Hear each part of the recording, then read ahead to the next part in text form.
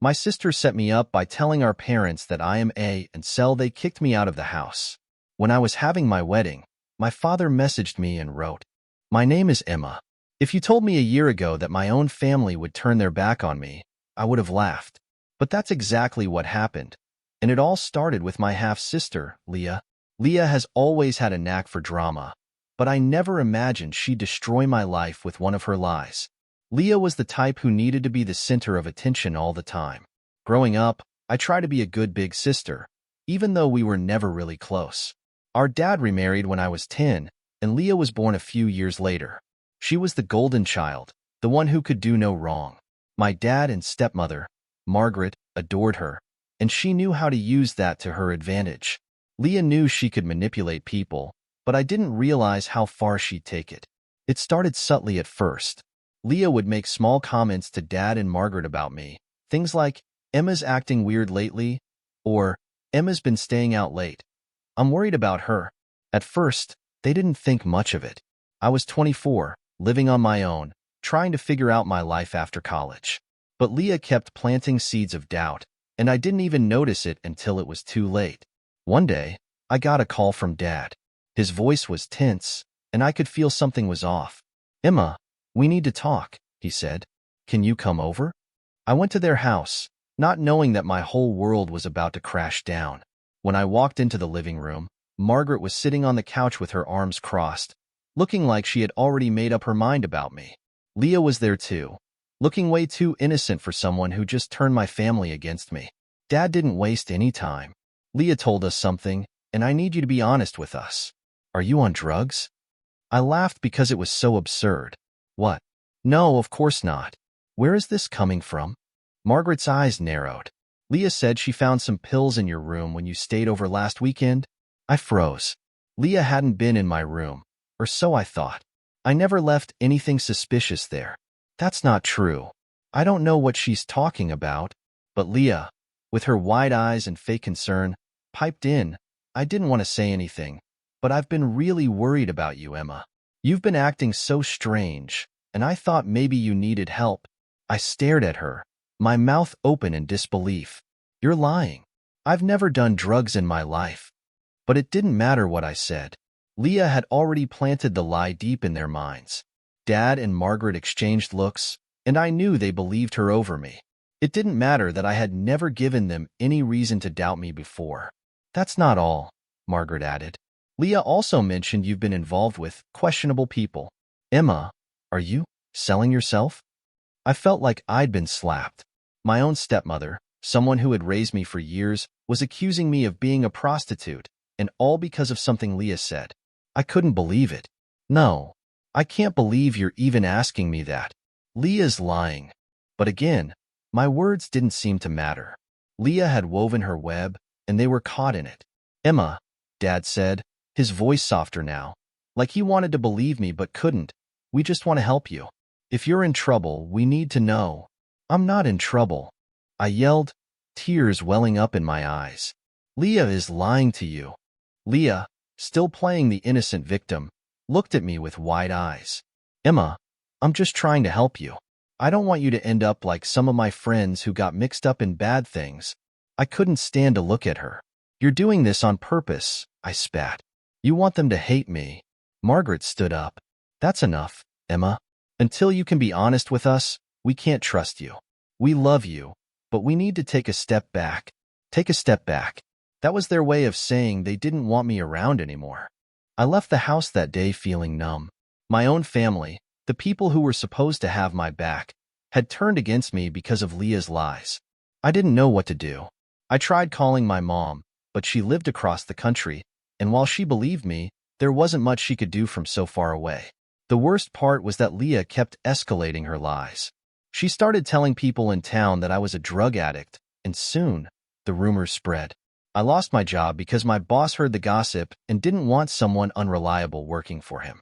Friends stopped calling, and I became more isolated than ever. Leah's lies took everything from me. My family, my job, my reputation. I was spiraling, and she was thriving on the attention. Every time I tried to confront her, she'd twist things around, making me look like the unstable one. The final straw came when Dad called me again, this time to tell me that they didn't want me coming around anymore. Emma, until you can get help, it's best if you stay away. We can't have you around Leah. She's been through enough. Been through enough? I was the one who had lost everything, and yet Leah was the victim in their eyes. I was done. I packed up my things and moved to a new city, hoping to start over. But the damage had been done. My relationship with my family was shattered, and I didn't know if it could ever be repaired. Months went by, and every time I thought about reaching out to them, I remembered the way they looked at me that day, like I was a stranger, not their daughter. I couldn't forgive them for that, and I definitely couldn't forgive Leah. But as time passed, I began to wonder if there was more to Leah's behavior. What kind of person lies like that, completely destroying someone's life? Was it just jealousy? Or was there something deeper going on with her? Not that it mattered anymore. I had to move on with my life, with or without them. It's been a year since everything fell apart, and while I've managed to rebuild some of what I lost, the pain of losing my family still lingers. I don't know if I'll ever be able to trust them again, or if they'll ever see through Leah's lies. But one thing's for sure. If they ever want me back in their lives, they'll have to face the truth about who Leah really is. I'm not holding my breath. After the confrontation with my family, things only got worse. I tried to move on, but it wasn't that simple. The betrayal was a wound that festered, growing deeper with each passing day. Leah's lies had infected my life, and I couldn't escape the consequences. It wasn't just the loss of my job or friends, it was the loss of my identity. Everything I thought I knew about myself was questioned, and it all led back to my father kicking me out of the house, the ultimate betrayal. The day it happened is still crystal clear in my memory. I had gone back to my father's house, desperate to make him see reason. Maybe if I explained everything calmly, face to face, he'd understand. I wanted to believe that somewhere inside him, the dad who raised me was still there. The dad who used to cheer for me at soccer games, who taught me how to ride a bike, who always said, "Family comes first." I wanted that version of my father back. But when I walked through the door, I immediately felt the tension in the air. Margaret was sitting in the kitchen, arms crossed, staring at me like I was something rotten that needed to be taken out. Leah, of course, was nowhere to be seen, but I knew she was around, probably listening from the shadows, waiting for things to fall apart like she always wanted. My father stood by the kitchen counter, his face stern, like he'd already made up his mind before I even spoke a word. "Dad, we need to talk," I began, trying to keep my voice steady. "You have to hear my side of this." He didn't respond right away, and that silence was suffocating. I could feel my heartbeat in my throat, pounding louder with each second that passed. Finally, he sighed. "I don't know if there's anything left to say, Emma. We've given you time. We've tried to help. You haven't helped me," I shot back, my voice shaking now. "You've only listened to Leah. Everything she's told you is a lie, and I can prove it. Please, just listen to me." Margaret shook her head, and I could feel her judgment piercing through me. "Emma, we've heard enough. Leah's been nothing but concerned for you, and you've done nothing to show us that she's wrong." The frustration boiled up inside me, and I couldn't hold it in anymore. Leah is lying because she's jealous. She's always wanted attention, and this is how she gets it. Don't you see? She's manipulating you. But my words fell on deaf ears. My father's expression didn't change. He wasn't even considering my side of the story. "Emma," he said, his voice low but firm, "this isn't healthy. For you or for Leah. I think it's best if you don't come around anymore, at least until you get help." "Get help?" I repeated, incredulous. "You think I'm the one who needs help? I haven't done anything wrong. I'm not on drugs. I'm not selling myself. Leah made it all up, and you're throwing me out because of her lies." My father's gaze hardened. "We can't have this negativity in the house anymore. I'm sorry, but I need you to leave." Margaret nodded in agreement, her lips pressed into a thin line. "It's for the best." I stood there, stunned. This was it. They were choosing Leah's lies over me, their own daughter. I felt like I was being erased, like everything I'd ever done for them, every moment of love, every shared memory, was being wiped away in an instant. I looked at my father one last time, hoping for some flicker of doubt, some sign that he might reconsider. But there was nothing. He was lost to me. I turned and left without another word, tears stinging my eyes as I slammed the door behind me. The sound echoed in my head, a final, cruel punctuation to the life I once knew. The first few months after being kicked out were a blur of despair. I moved in with a friend, Jessica, who was kind enough to let me crash on her couch while I tried to get my life back together. But no matter how hard I tried to distract myself, I couldn't shake the feeling of abandonment. Every time I passed a family in the park, or heard someone mention their parents, a sharp pain shot through my chest. I couldn't stop thinking about Leah and how she had turned everyone I loved against me. Jessica tried to be supportive, but I could tell she didn't fully understand what I was going through. Maybe you should just reach out to them again, she suggested one evening while we sat on her tiny balcony. Maybe they've cooled down by now. You could. No, I interrupted, my voice bitter. They don't want me. They made that very clear. She looked at me sympathetically, but I could see the doubt in her eyes. I knew she wanted to help, but unless you've been through it, you can't really understand what it's like to have your family turn on you. To be betrayed by the people who are supposed to love you unconditionally. I spent the next few years trying to rebuild my life, but it wasn't easy. The rumors Leah spread had followed me. Even in the new city, whispers about me lingered. I applied for jobs, but each rejection felt like another nail in the coffin of the person I used to be. People looked at me differently, like I was damaged, untrustworthy. Then, about 2 years after I'd been kicked out, something unexpected happened. It was a Saturday afternoon, and I was working at a small cafe. I had finally found a steady job as a barista, and while it wasn't my dream career, it paid the bills. I was wiping down the counter when a man walked in. He looked vaguely familiar, but I couldn't quite place him. "Emma?" he asked, hesitating. I turned to him, curious. "Yeah." He smiled awkwardly. "You probably don't remember me. I'm Dylan." "Leah Zek." My stomach dropped at the mention of Leah's name. Dylan? Oh God. I remembered him now. He had dated Leah for a few years back when we were younger. They'd broken up right around the time Leah started spreading those rumors about me. What the hell was he doing here? I forced a polite smile, even though all I wanted to do was turn and walk away. "Oh, yeah, Dylan. What's up?" He shifted uncomfortably, running a hand through his hair. "Look, I know this is weird, but I've been meaning to talk to you for a while. I wasn't sure if I should, but after everything that's happened, I need to clear my conscience." I raised an eyebrow. "Clear your conscience?" He sighed, looking genuinely remorseful. "It's about Leah, and the things she said about you. The drugs, the prostitution. It was all a lie." My breath caught in my throat. Hearing someone else say it, someone who knew Leah well, made it all the more real. "I know that," I said, my voice colder than I intended. "But my family doesn't." Dylan nodded, looking down at the floor. "I know, and I'm sorry. I should have said something sooner, but I didn't realize how far she would take it.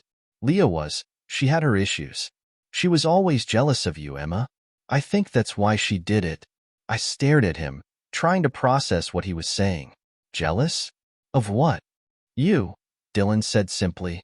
"You were older, more independent, had your own life. Leah always felt like she was living in your shadow, even if you didn't notice. She craved attention, and when she realized she could get it by making you look bad, well, she ran with it. I didn't know the full extent of it at the time, but she admitted it to me after we broke up. She felt guilty, but she didn't know how to stop. My head was spinning. Leah had admitted it? She had actually confessed to making everything up? And Dylan had known this whole time? Why didn't you tell me sooner?"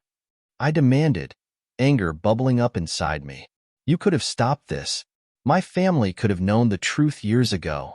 "I'm sorry," Dylan said again, his voice small. "I didn't know how. I didn't think they'd believe me. And Leah, she has a way of making people doubt themselves. She messed with my head, too." I shook my head, barely able to believe what I was hearing. After everything, after all the pain and heartache Leah had caused, it all boiled down to jealousy? That's why my father had kicked me out. That's why I had lost my family, my job, my entire life. Dylan stood there, waiting for me to say something, but I didn't have the words. I couldn't even look at him anymore. All I felt was rage. You should go, I muttered, turning away from him. Emma, I'm really sorry, he said one last time before quietly leaving the cafe.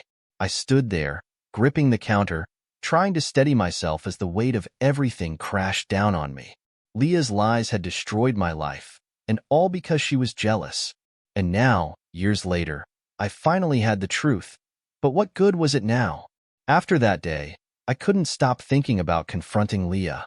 The rage I felt was like nothing I had ever experienced before. It consumed me, keeping me awake at night, replaying every moment of betrayal. I wanted answers. I wanted her to admit what she had done, not just to me, but to our father, to everyone. Years had passed since Dylan had confessed Leah's lies to me. At first, I thought hearing the truth would offer some kind of closure, but all it did was reopen old wounds.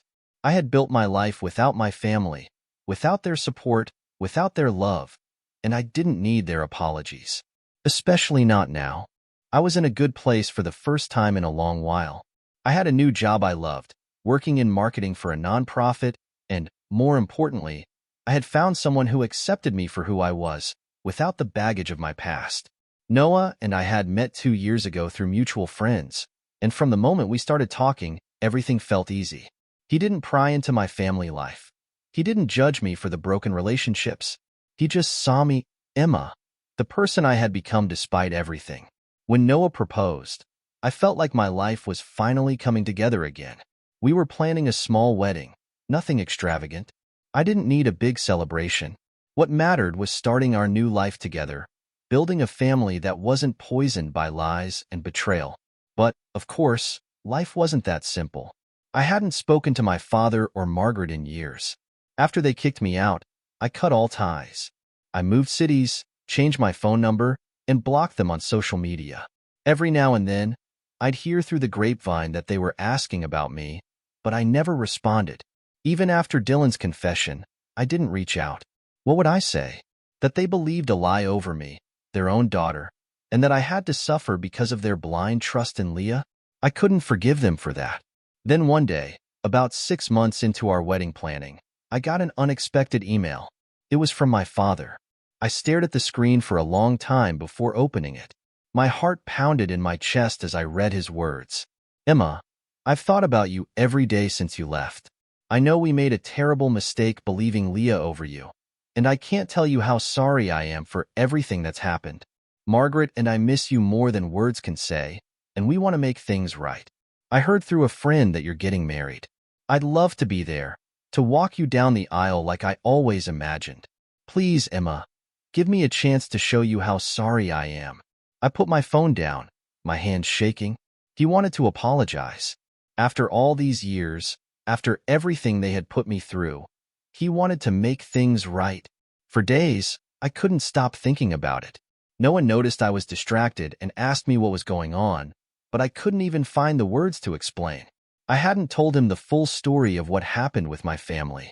He knew they weren't part of my life, but he didn't know the extent of the betrayal. I had buried it so deep that it almost felt like another lifetime. Finally, one night, I sat Noah down and told him everything. About Leah, about my father and Margaret, about how they had turned their backs on me when I needed them most. I told him about Dylan's confession and how, even after hearing the truth, I couldn't bring myself to forgive them. Noah listened quietly, his face thoughtful, but he didn't push me to make any decisions. You don't owe them anything, he said, his voice soft. If you don't want them at the wedding, that's your choice. This is your day, Emma. It's about our future, not the past. His words brought me comfort, but they didn't make the decision any easier. Part of me still longed for the family I lost, even though I knew they could never be the same. I wanted my father to walk me down the aisle, to be there for one of the most important days of my life. But could I really forgive them for what they had done? A week later, I finally replied to my father's email.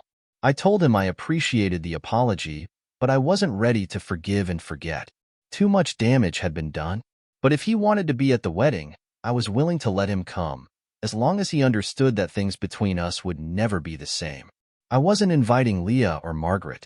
That was non-negotiable. 2 days after I sent that email, my phone rang. It was a number I didn't recognize, but something told me to pick it up. Emma, My father's voice was shaky, filled with emotion. I didn't say anything at first. I just listened, waiting for him to speak. I got your email, he said finally. I'm so happy you're willing to let me come to the wedding, but I have to ask, are you really not going to invite Leah? My stomach twisted. I knew where this was going. No, Dad. Leah isn't invited. You know why.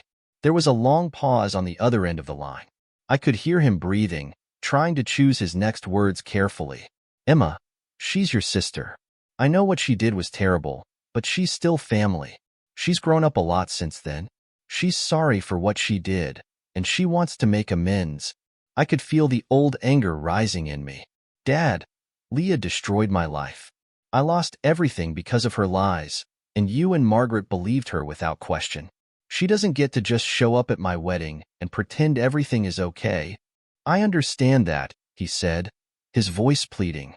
But this is a chance for us to all be together again, to start healing as a family. I can't come to your wedding if Leah isn't there. It wouldn't be right. I froze. An ultimatum. He was giving me an ultimatum on my wedding day. Invite the person who ruined my life, or he wouldn't come. Are you serious right now? I asked, my voice tight with disbelief. I'm serious, Emma. I love you, and I want to be there for you. But I can't turn my back on Leah. She's my daughter, too. I felt like I was going to be sick.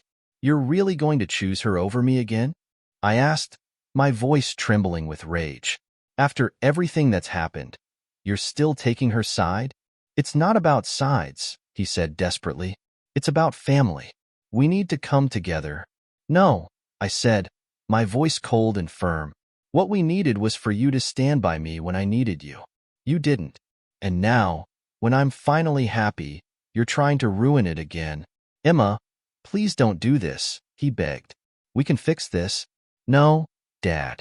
We can't. I hung up the phone, my hands shaking. Tears filled my eyes, but I refused to let them fall. I wouldn't let him, or Leah, or anyone else take this day away from me. I had fought too hard to get here. The months leading up to the wedding were bittersweet. On one hand, I was marrying the love of my life. On the other, my father wasn't going to be there. I had made my decision, and I stood by it, but it still hurt. Deep down, I had hoped he would choose me, that he would finally see how much pain he had caused by siding with Leah all those years ago. But he didn't. He couldn't. I tried to focus on the good things, picking out flowers with my maid of honor, Rachel, finalizing the menu, choosing the perfect dress. Noah was supportive through all of it, never once pushing me to invite my father or Leah. He understood that this wedding was about us and our future, not the broken pieces of my past. Still, as the day approached, I couldn't help but feel the absence of my family weighing on me. I knew my mom couldn't make it. She lived across the country, and we weren't close anymore either. She had tried to stay neutral during the whole mess with Leah, and while I didn't resent her for it, it created a distance between us that we never quite bridged. The night before the wedding, Rachel threw a small bachelorette party for me. It was just a few close friends, a lot of wine, and some good laughs. For a few hours, I was able to forget about everything and just enjoy myself. But as the party wound down and my friends left, I found myself sitting alone in my apartment, staring at the invitation to my own wedding. I had sent one to my father, even though I knew he wouldn't come. Part of me wanted to rip it up, to erase him from my life entirely. But another part of me, maybe the part that still longed for the family I lost, couldn't do it. The wedding day arrived, and it was everything I had dreamed of. The sun was shining, the air was warm, and as I stood at the altar with Noah, surrounded by our friends and chosen family, I felt at peace. I had made the right choice. My father wasn't there. Neither was Leah. And for the first time, I didn't feel the weight of their absence. I didn't need them to validate my happiness, to prove that I had moved on. I had found my own happiness, my own family, and that was enough. As Noah and I exchanged vows, I felt a sense of closure. Not the kind that comes from forgiveness or reconciliation, but the kind that comes from choosing yourself, from realizing that some wounds can't be healed, and that's okay. After the ceremony, as we danced under the stars, I felt free. For so long, I had carried the pain of my family's betrayal with me, letting it define me. But now, standing beside Noah, I knew that my past didn't control my future. I had built a new life, one filled with love and trust, and nothing, not my father, not Leah, not anyone, could take that away from me. And for the first time in years, I felt whole. The wedding had been a perfect day. Standing with Noah at the altar, I had felt a sense of peace I hadn't known in years. It was the beginning of a new chapter, one that didn't involve the betrayals, lies, and heartbreak of my past. For the first time, I allowed myself to believe I could build a life free from the shadows of my family. But in the days following the wedding, as Noah and I returned from our brief honeymoon, reality set in. The weight of my decision to cut ties with my father, Margaret, and Leah hung over me. There had been no apology, no last-minute plea for forgiveness from them. I had made it clear by not inviting Leah and standing firm when my father issued his ultimatum that I was done. But the world doesn't simply stop when you make those decisions. People move on, and sometimes they spiral. About 2 months after the wedding, I got a call from a number I didn't recognize. I let it go to voicemail, but when I listened to the message, my blood ran cold. "Emma, it's Margaret. Please call me back. It's Leah. She's in the hospital. She tried to hurt herself. Please, Emma, we need you." I froze. Leah had tried to kill herself? For a moment, I felt sick to my stomach. Leah, the sister who had ruined my life, who had lied about me and torn my family apart, was in the hospital because she had tried to end it all. A wave of guilt swept over me, but I pushed it down. This wasn't my fault. Leah had made her own choices, and I wasn't responsible for them. Still, the fact that Margaret had reached out to me, begging me to come, weighed on me. I played the voicemail again, trying to gauge Margaret's tone. Was it desperation? Fear? Guilt? I didn't know. I hadn't spoken to her since I left, and now she was asking me to jump back into the mess I had fought so hard to leave behind. Noah was in the kitchen making dinner when I finally gathered the courage to tell him. "I got a voicemail from Margaret," I said, keeping my voice as neutral as possible. "Leah's in the hospital. She tried to hurt herself." He looked up from the stove, his brow furrowed with concern. "What did she say? Is Leah okay?" "They didn't give much detail," I admitted. "Margaret just said she's in the hospital and asked me to come." She sounded desperate. Noah wiped his hands on a towel and walked over to me, placing a comforting hand on my shoulder. "What are you going to do?" I shrugged, unsure. "I don't know. I've spent years trying to get away from all of them, from the damage they caused. But now, it feels like I'm being dragged back into it. I don't know if I can go." Noah's voice was gentle but firm. "Emma, you don't owe them anything. Leah made her choices, and your family made theirs. You're not responsible for what happened to her." His words echoed my own thoughts, but it didn't make the decision any easier. A part of me, the part that still remembered Leah as the little girl I once tried to be a big sister to, felt an obligation. But the rational part of me, the part that had rebuilt a life without their toxicity, knew I couldn't go back. That night, I lay awake, replaying the events that led us all to this point. Leah's lies, the years of manipulation, the way my father had chosen her over me time and time again. Could I really walk back into their lives now, even with Leah in such a fragile state? What would that accomplish? I thought about what might happen if I did go to the hospital. What would I say? Would they expect me to forgive Leah? To sweep all the pain under the rug because she was in a bad place? And what if I didn't forgive her? What if I went, and it made everything worse? The next morning, I made my decision. I wasn't going. Noah supported me, but I could tell he was concerned. "Are you sure?" he asked. "I don't want you to regret this later." "I'm sure," I said, trying to convince myself as much as him. Leah's choices led her here. I've spent too long trying to fix things that aren't my fault. I'm not going to let them guilt me into coming back. And so, I didn't call Margaret back. I didn't go to the hospital. I stayed away, choosing the peace I had fought so hard for over the chaos my family always brought with them. A few weeks later, I received another voicemail, this time from my father. It was the first time I had heard his voice since the ultimatum before the wedding. "Emma, it's Dad. I know you're probably angry, and I understand why. But Leah's in rehab now, and I think it would mean a lot to her if you visited. She's getting help. She's admitted to everything she did, and she's trying to make amends. I know it's a lot to ask, but maybe it's time to start healing as a family. Please think about it. I deleted the message without replying. Leah was in rehab. She was getting help and admitting to everything she did, according to my father. But I knew better than to get sucked back into that web. Leah had been manipulating people for years, and while she might have been making amends now, it didn't change what she had done to me. It didn't erase the years of damage or the fact that my family had abandoned me when I needed them most. In the weeks that followed, I received more messages. Margaret called several times, leaving long, emotional voicemails about how Leah was improving and how they all wanted to be a family again. My father sent texts, asking me to visit Leah at the rehab facility, to give her a chance, but each time, I ignored them. I had made my decision. One afternoon, about 6 months after Leah's suicide attempt, I ran into Dylan. It was completely unexpected. Noah and I were out for lunch, enjoying a sunny Saturday, when I spotted him across the street. He saw me at the same time, and before I could avoid him, he was walking over. "Emma," he said, sounding surprised. "I didn't expect to see you here." I forced a smile, feeling a wave of discomfort. I hadn't seen Dylan since he confessed Leah's lies to me years ago. Seeing him now, after everything, felt strange. "Yeah, just out with Noah," I replied, nodding towards my husband, who was watching us curiously from the cafe table. Dylan hesitated for a moment before speaking again. "I don't want to intrude, but have you heard about Leah?" I stiffened. "I've heard enough. She's in rehab," he continued, ignoring the coldness in my voice. "She's really trying, Emma. I know she hurt you, but she's admitted to everything now. She's working through her issues.